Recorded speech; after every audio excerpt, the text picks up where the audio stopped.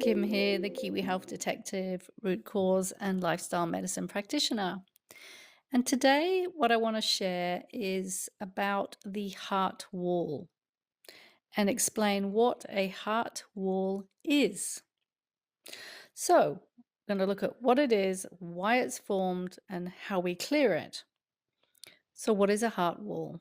Now, I first learned this term from Dr. Bradley Nelson, who is the creator of the emotion code and the body code. And I did some of his training some years ago, and this was one of the most interesting concepts that I'd heard. So, a heart wall is a wall of energy that is created that surrounds the heart, and it is made of emotional energy. Now, I've spoken before about how every cell, tissue, and organ in the body have a dual function. There is a physical function for every cell, tissue, and organ in the body, and there is a metaphysical, beyond physical function. And most people are aware of the physical function. We go to biology lessons, we learn about the digestive system, the reproductive system, etc. And we understand that our body has physiological functions. But we're not generally taught about the metaphysical, beyond physical functions of those same cells, tissues, and organs. So if we look at the heart, we know that the heart's job is to pump blood around the body, and that there is a protective layer around the heart called the pericardium, which is there to protect the heart physically because it is such an important organ.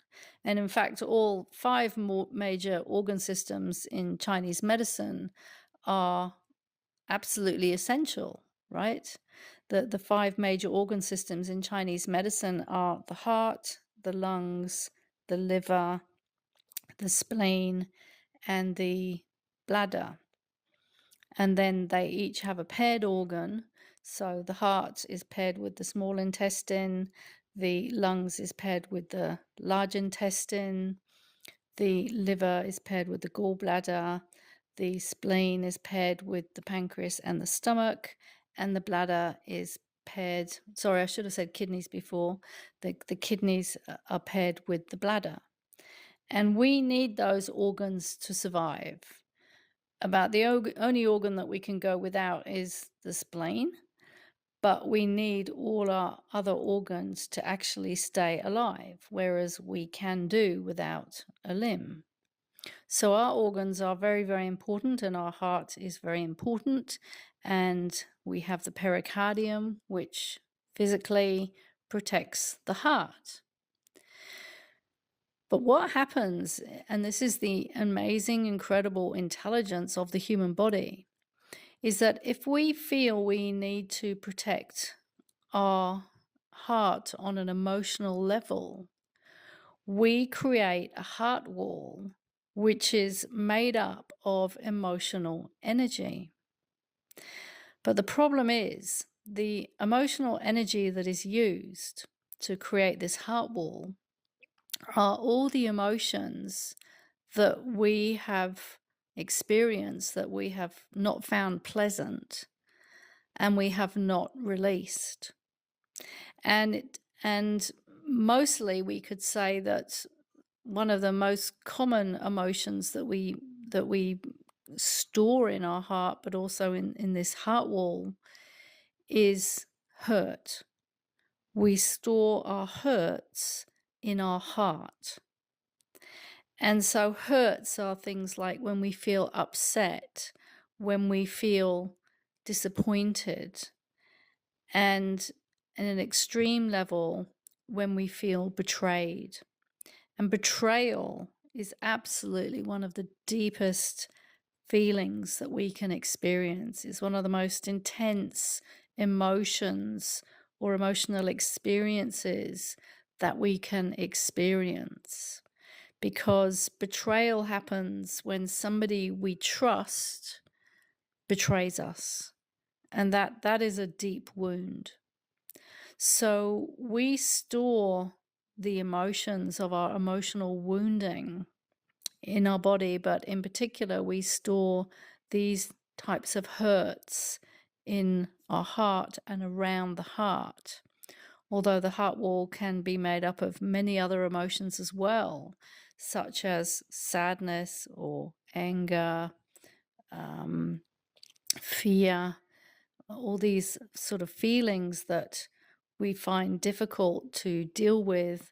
And often, when we're very young, before the age of 7 or 10, we're not even really consciously aware or understanding of what we're feeling.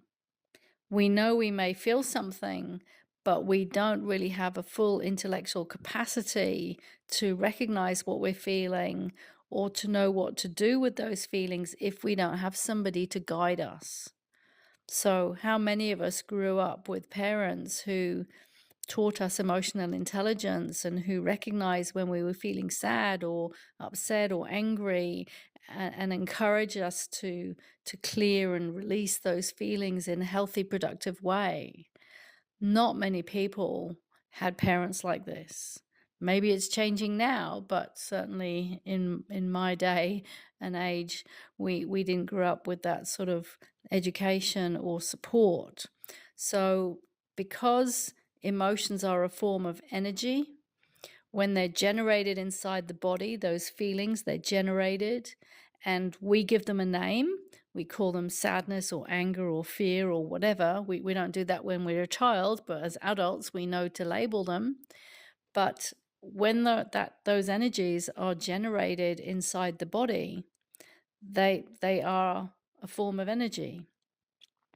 And that's why people say emotion, energy in motion. The emotions should be in motion, but often they're not. They get stuck, they get stored. And we do this unconsciously because when the emotions are generated and we don't feel good and we don't know what to do with those feelings, and we're not able to release them or resolve them or clear them in that moment or very soon after, they simply get stored in the cells and they create and build up cellular memory. So, in order to protect ourselves from not having to feel those emotions, and also in an effort to protect ourselves from feeling that way again if something similar happens, we start to create a wall of energy around our heart at an emotional level using the energy of the emotions that we have inside our body. And this is all done completely unconsciously.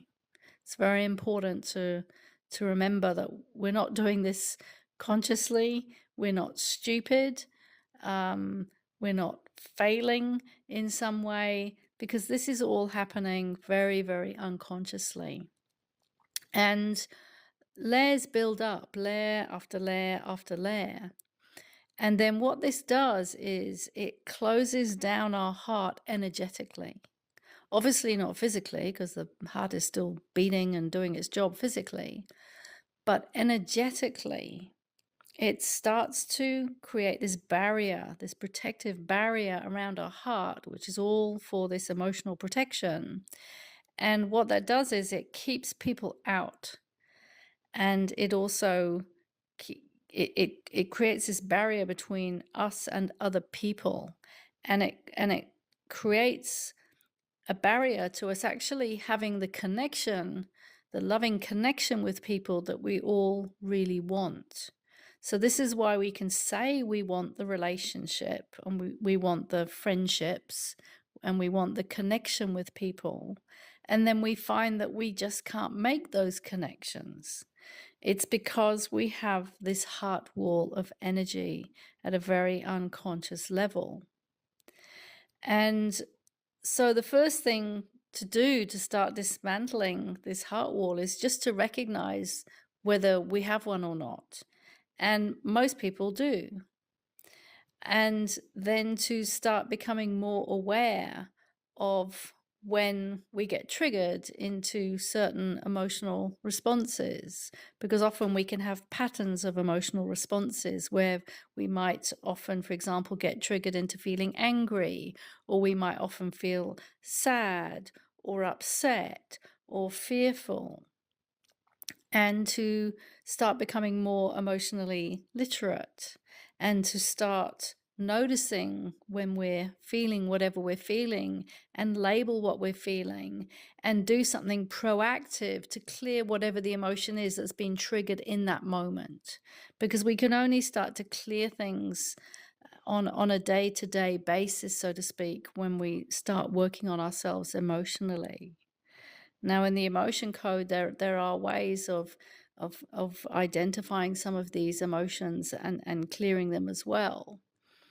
But the first step is to understand the concept that we unconsciously create a wall of energy emotionally around our heart to protect ourselves from being hurt again. And this is why we can feel disconnected from life or from people, because we've literally built a barrier around our heart. And this wall needs to be dismantled one brick at a time. And it will start to be dismantled if we start to become more emotionally literate and start to become aware of what we're feeling, and we learn techniques to clear those feelings. And that is exactly what I do in some of my programs in my Emotional Alchemy Academy. It's all about becoming emotionally aware, emotionally literate, emotionally adept, and eventually emotionally masterful. And this is not an overnight endeavor. It is a bit of a journey. But once we step on the path of doing this and we start reaping the benefits of what it's like to be able to be emotionally literate and to be able to self-process uncomfortable emotions, it's so worth it. Our whole life completely changes. If I hadn't done what I've done over the last 20 years, I'd still be very clinically depressed. I'd still be very, very sick. And I'd still be very, very unhappy. And I might not even be alive, to be quite honest. So it is incredibly empowering to be able to deal with one's feelings, to be able to label and process and clear one's feelings. It is emotional freedom. And that is why there is the technique, emotional freedom technique, EFT, or known as tapping, which I will also be doing a video on in the not too distant future. It is absolutely freeing. It is true emotional freedom, and it is freedom to not be at the mercy of one's feelings and be feeling down and upset and angry and afraid for weeks or months or years on end. We can change all this. We have the power to do it. But the thing is, nobody can do it for you. You have to be an active participant. Somebody can help you, somebody can guide you, absolutely, and that's why people go to therapists. But we have to do the work, and we have to want to do the work. And often we don't start doing the work until things get so bad, either through feeling so terrible mentally or emotionally or physically sick because of this connection between emotions and illness, that we're forced into doing something about it because things have got so bad. But we don't have to wait till it gets that bad to do something about it. But if that's the way we go, that's the way we go, and it's okay. That was the way I went. Things were pretty bad before I started to do anything about it. So I hope this has been useful information, information on the heart wall. Don't fret and stress about whether you've got a heart wall or not. Most people do. Just start to work on becoming more emotionally literate and masterful. And just know that as you're doing that, your heart wall will be reducing. So, thank you for listening. This is Kim, the Keep Your Health Detective, root cause and lifestyle medicine practitioner.